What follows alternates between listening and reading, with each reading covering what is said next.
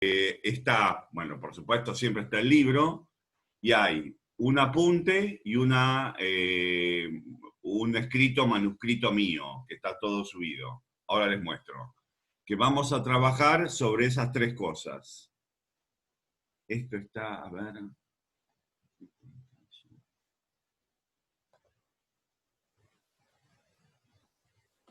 Bueno. ¿Cómo se hace?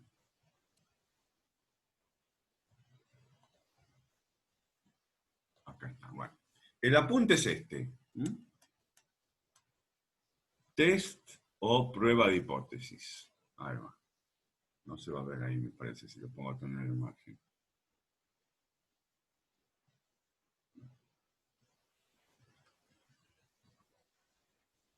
Esto me parece que es lo máximo. Bueno, la cuestión es así.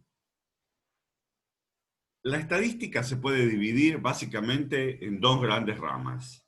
La estadística descriptiva, que fue lo que vimos la primera semana, en lo que uno lo que quiere es describir un conjunto de datos solamente. Uno no busca sacar ninguna conclusión respecto de una muestra hacia una población. Uno trata la muestra como si fuera una población, o si es una población mejor, pero el objetivo es describirla, hacerla fácil de contar, ya sea mediante palabras, mediante tablas o mediante gráficos. La segunda parte de la estadística es la estadística inferencial, donde sí uno lo que quiere es, en base a una muestra, poder sacar una conclusión respecto a una población con determinada precisión o con determinadas propiedades. Muy bien. Dentro de la estadística inferencial, lo que vimos era, por ejemplo, estimación puntual, por un lado, cuando solo lo que se busca es un número, estimación por intervalos, lo que acabamos de ver el viernes, donde lo que se busca es tener un rango de valores con una cierta confianza, ¿no? Es decir, que a la estimación puntual le agrega un margen de error y un nivel de confiabilidad. Y una tercera parte de la inferencia estadística es, que es lo que entramos hoy, lo que se llama hacer test de hipótesis. Bueno. ¿Qué es hacer un test de hipótesis? Es decidir entre dos afirmaciones contradictorias. Por ejemplo, alguien me dice, yo sé que la proporción de gente en La Plata que sabe conducir es más del 40%. Y otra persona le dice, no, para mí eso está equivocado. Entonces hay que decidir quién de los dos tiene la razón. Hay dos afirmaciones que son contradictorias y la idea es decidir, en base a una muestra, quién tiene la razón. Muy bien. Si nosotros lográramos estimar la proporción de gente que tiene licencia, por supuesto lo podríamos decidir a eso. No se necesitaría un tratamiento nuevo. Pero lo que sucede es que los test de hipótesis se tratan de manera nueva, porque cuando lo único que uno quiere es decidir entre dos afirmaciones, la muestra puede ser mejor usada. Se puede usar de manera tal, mediante una técnica estadística, que garantice, con probabilidad determinada, una mejor decisión. Profe, ¿puede Sí. repetir eso, por favor? Lo último que dijo.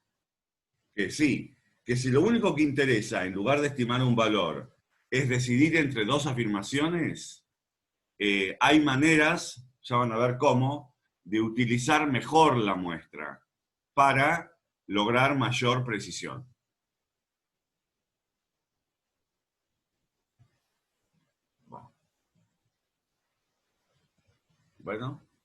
Bueno, entonces, acá está la parte teórica. Vamos a, entonces, el otro archivo. Bien. Vamos entonces a hablar, ¿qué es un test de hipótesis? Eso. hay que elegir entre dos afirmaciones contradictorias. ¿Cuáles son los elementos de un test de hipótesis? Bueno, lo primero es que uno tiene que decidir estadísticamente en base a algún parámetro, alguna cantidad cuantificable de una población. El primer paso que uno tiene que hacer cuando uno hace un test de hipótesis es ver de qué parámetro se trata. Por ejemplo, en el ejemplo que les di, estábamos haciendo un test para una proporción poblacional. Es una de las tantas posibilidades. Pero también se puede hacer un test para una media poblacional, para una varianza poblacional, para un cociente de varianzas, para cualquier cuestión, para cualquier característica de una población que sea cuantificable. Vamos a simplificar y hacer el tratamiento primero para el caso en el que estamos estimando una media poblacional. ¿Está bien? Sí, perfecto. Entonces, supongamos, alguien me dice, usted, este celular pesa 100 gramos. Mientras que alguien me dice, no, pesa más. Entonces yo tengo que decidir, por ejemplo, en base a tengo que decidir de alguna manera quién de los dos tiene razón. Entonces, lo que voy a plantear son dos hipótesis, se llaman así. Hipótesis es lo mismo que afirmación. ¿Bien? Una, que la voy a llamar hipótesis nula, H sub 0, y otra que la voy a llamar hipótesis alternativa, H sub 1. La hipótesis nula va a ser, por ejemplo, lo que me dice la primera persona, que pesa 100 gramos, o quizá menos, por eso está el paréntesis arriba. Mientras que la hipótesis alternativa es que pesa más. H0, H1. Esa es una hipótesis que se llama unilateral. Un caso distinto sería el recuadro colorado de abajo, donde dice mu es igual a 100 versus mu es distinto de 100. ¿Qué correspondería a eso? Por ejemplo, que alguien me dice, esto pesa 100, mientras que otra persona dice, no, eso pesa distinto de 100. Pero no me dice en qué dirección distinto. Esa vamos a ver también, se llama una hipótesis bilateral. Bueno, en este tratamiento, ¿a qué llamamos mu? Mu es la media poblacional, es decir, es la esperanza matemática de todas las posibles mediciones de este objeto. Y vamos a suponer que lo estamos haciendo con una balanza cuya precisión es conocida y que es de 60 gramos al cuadrado. Solamente para ejemplificar. Porque así como podemos hacer intervalos de confianza con varianza conocida, también lo podemos hacer con varianza desconocida y va a pasar lo mismo que con intervalos de confianza, que vamos a recaer en la T de student en lugar de la normal. Pero hagamos, para empezar y para remarcar las ideas, hagamos el caso más fácil. Bueno, ahora, esto es en este caso. En un tratamiento abstracto, ¿cómo tiene que ser un planteo de un test de hipótesis? Las hipótesis tienen que ser tales, por ejemplo, H0, hipótesis nula, es que θ pertenezca a cierto conjunto. En este caso, tenemos el conjunto mu, θ es igual a mu, y el conjunto al que pertenece es el conjunto que solo contiene al 100. Es lo mismo que decir mu es igual a 100. Y lo que tenemos es que la hipótesis alternativa, H1, es que θ pertenece a otro conjunto, θ grande sub 1. ¿Qué es en nuestro caso θ grande sub 1? Bueno, nosotros tenemos mu mayor que 100. Entonces eso sería el intervalo 100 infinito. Lo que tiene que cumplirse en un test de hipótesis es que la intersección de esas dos conjuntos tiene que ser vacío. Es decir, no puede ser, las dos hipótesis no pueden ser verdaderas a la vez. ¿Ok? Eso es lo mismo que decir, matemáticamente, θ sub 0 intersección θ sub 1 es vacío.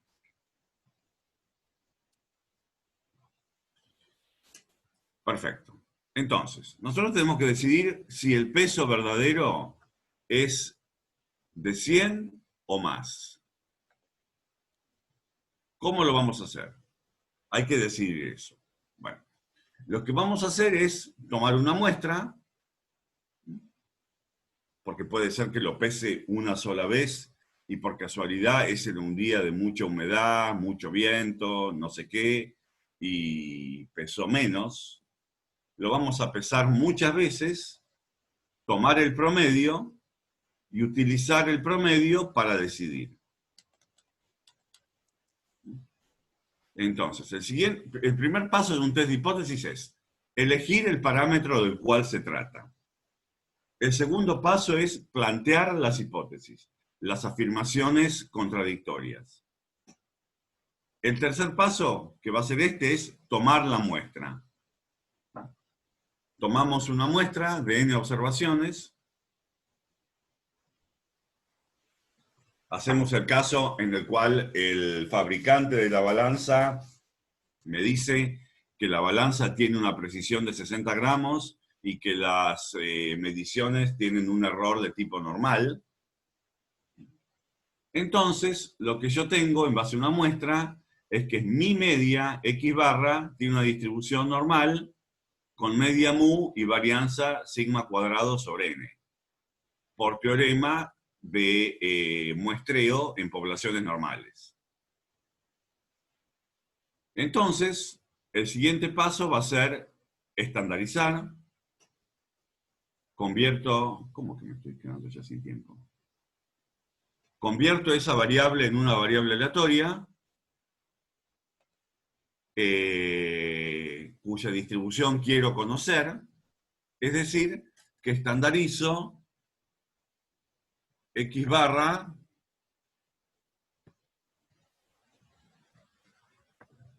menos mu sobre sigma sobre raíz de n. Y sé que ahí la convertí en una normal 0,1. Muy bien.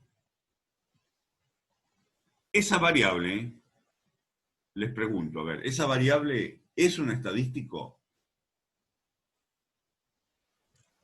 Profe, no entendí la pregunta. ¿La puedo repetir, por favor? No, me perdí esa parte del Sí. desarrollo ahí.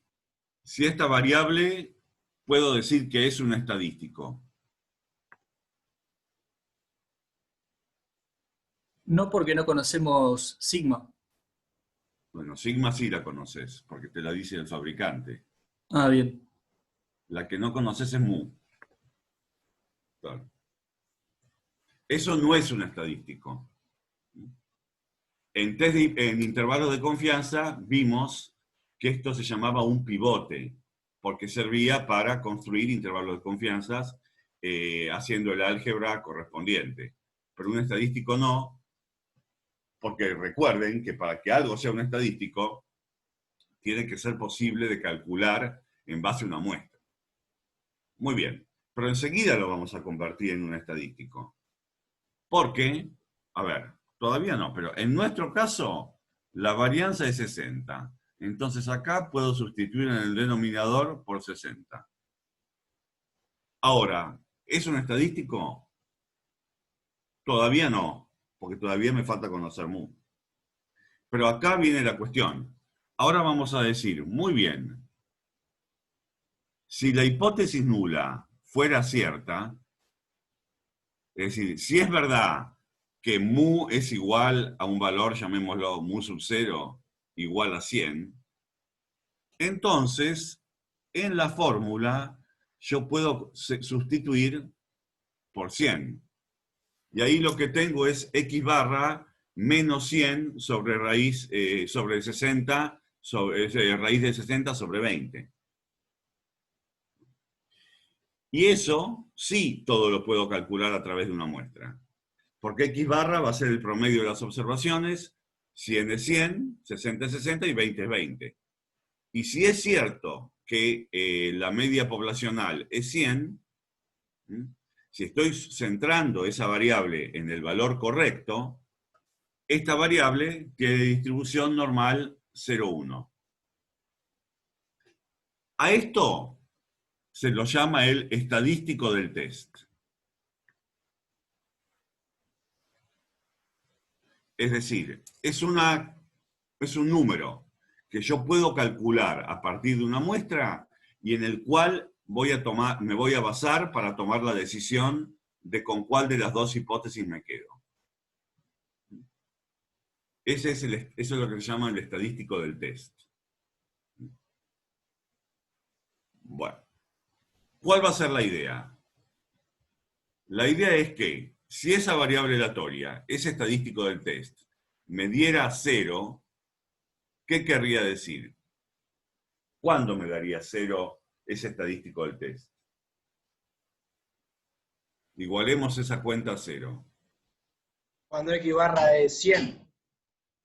Cuando X barra es 100. Es decir, cuando estaría exactamente en el punto de la hipótesis nula.